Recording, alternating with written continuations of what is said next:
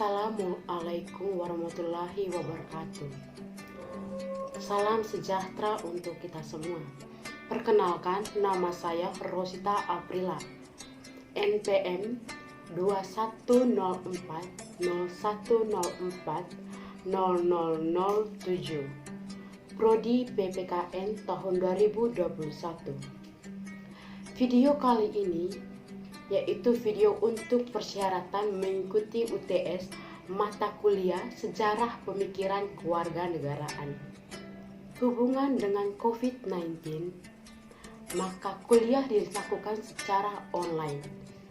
Dan tugas kali ini yaitu mereview materi dari mata kuliah Sejarah Pemikiran Kewarganegaraan dari Bapak Andri Franciscus Gulton.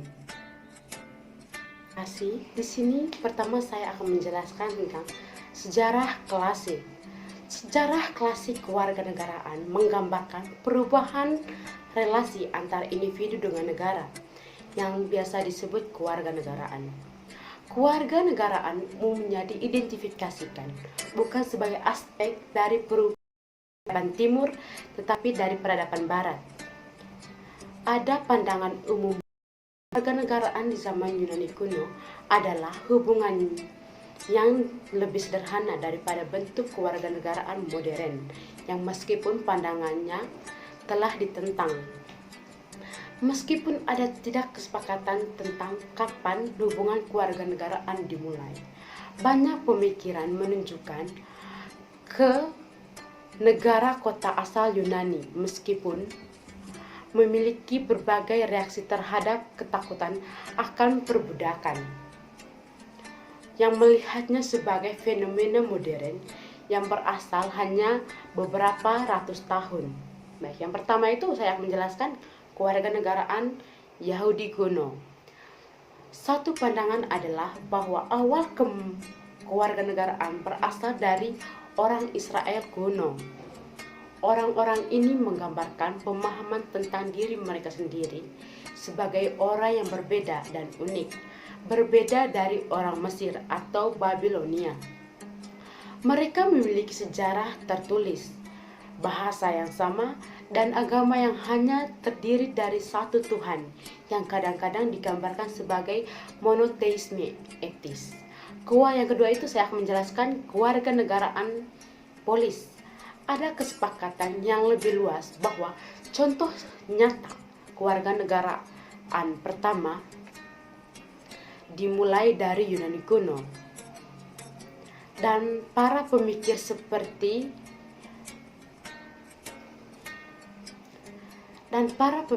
telah menyarankan bahwa cita-cita kewarganegaraan modern pertama kali diartikulasikan oleh orang Athena atau Romawi kuno, meskipun ia menyatakan bahwa transmisi rasa kewarganegaraan selama 2 milenium pada dasarnya adalah mitos yang menyelimuti peradaban barat.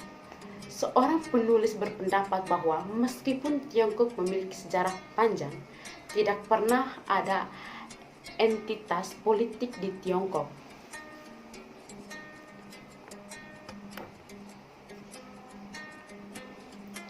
yang mirip dengan polis Yunani. Warga memiliki status yang lebih tinggi dari non-warga negara seperti wanita, budak, atau barbar. Metode yang digunakan untuk menentukan apakah seseorang dapat menjadi warga negara atau tidak dapat didasarkan pada kekayaan yang diidentifikasikan dengan jumlah pajak yang dibayarkan atau partisipasi politik atau warisan, dan jika kedua orang tuanya adalah warga negara polis. Kewarganegaraan tidak dilihat sebagai aktivitas yang terpisah dari kehidupan individu, dalam arti tidak ada perbedaan antara kehidupan publik dan kehidupan individu.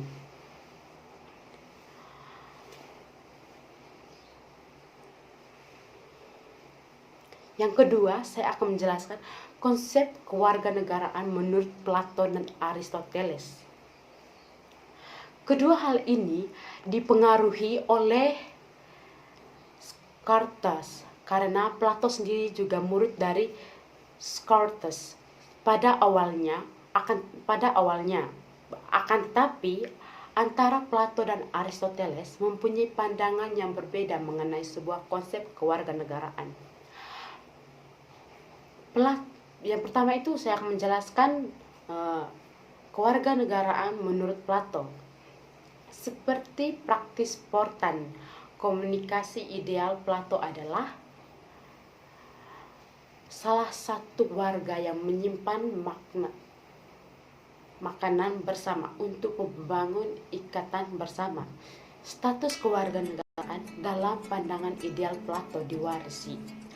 Ada hukuman karena gagal memberikan suara sebagai bagian penting dari kewarganegaraan adalah mematuhi hukum dan menjadi tunduk pada sistem sosial dan politik, dan memiliki pengadilan dari internal.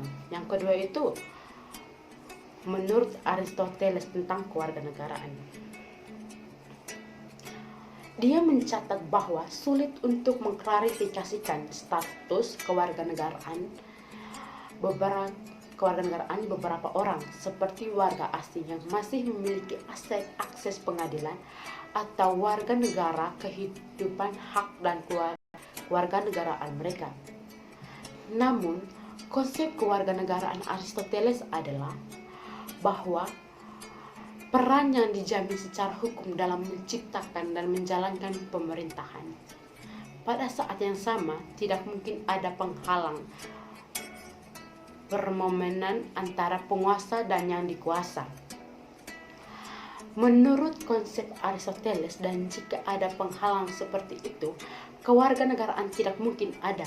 Pengertian Aristoteles tentang kewarganegaraan bergantung pada pemisahan yang ketat antara publik dari individu, polis dan oikos, orang dan tindakan dari benda-benda, yang memungkinkan orang untuk berinteraksi secara politik dengan sederajat.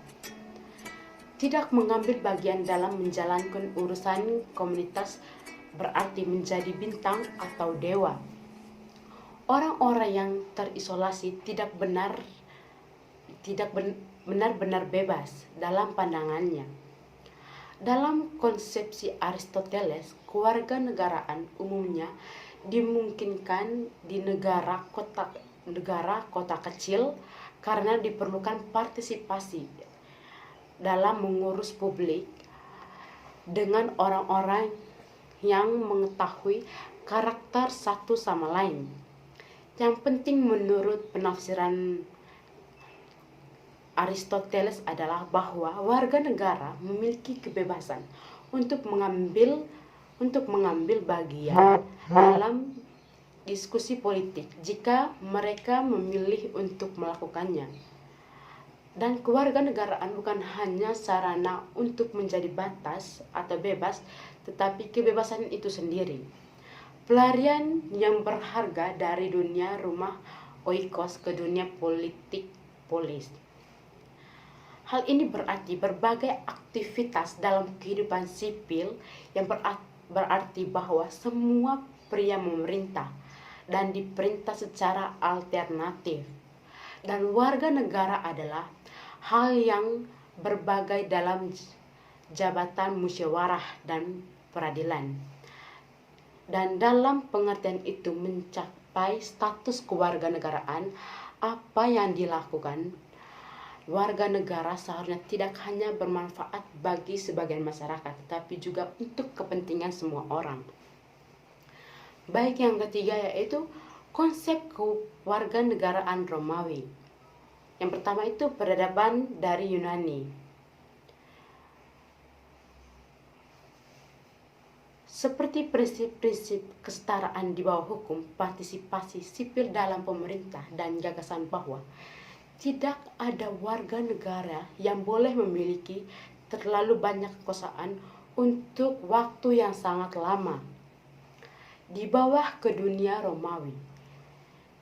Tapi tidak seperti negara kota Yunani yang memperbudak orang-orang yang ditangkap, Setelah perang, Roma menawarkan persyaratan yang relatif murah hati kepada tawarannya. Itu kesepakatan bagi tawaran untuk kategori kedua kewarganegaraan Romawi. Bangsa-bangsa yang ditaklukkan tidak dapat memberikan suara di majelis Romawi, tetapi memiliki perlindungan hukum penuh dan dapat membuat kontrak ekonomi dan dapat menikahi warga negara Romawi. Selama Republik Romawi, tentara bertemu dengan majelis demokratis yang disebut majelis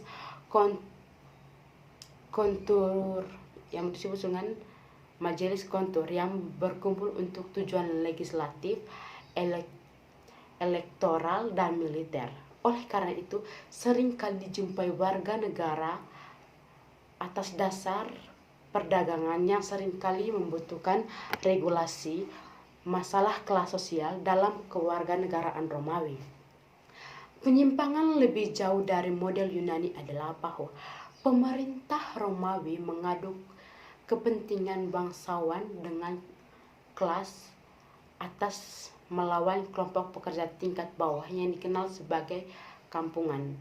Dalam pengaturan yang dinamis, kadang-kadang digambarkan sebagai tarikan perang yang tegang melalui ketidakpuasan pekerja.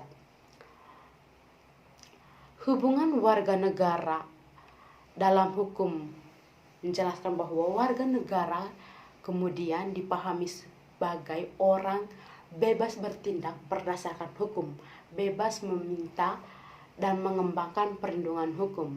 Warga negara dari komunitas hukum ini dan dari itu kedudukan hukum dalam komunitas. Contohnya adalah Santo Paulus yang menuntut perlakuan yang adil setelah penangkapan dengan mengaku sebagai warga negara Romawi. Banyak pemikiran termasuk pokok menyatakan bahwa konsepsi Romawi tentang kewarganegaraan memiliki penekanan yang lebih besar daripada bahasa Yunani. Salah satunya adalah hubungan hukum dengan negara yang digambarkan sebagai perisai hukum dan politik dari orang bebas. Kewarganegaraan berarti memiliki hak untuk memiliki harta benda, kekebalan, harapan yang tersedia dalam berbagai jenis dan derajat, tersedia atau tidak tersedia untuk banyak jenis karena berbagai alasan warga negara bisa menuntut dan digugat di pengadilan tertentu. Dan hukum itu sendiri adalah semacam ikatan yang menyatukan orang dalam artian sebagai hasil dari keputusan majelis di masa lalu, sehingga kewarganegaraan diartikan sebagai keanggotaan dalam komunitas hukum bersama atau hukum umum. Bangsa Romawi mengembangkan hukum menjadi sejenis ilmu yang dikenal sebagai jurisprudensi.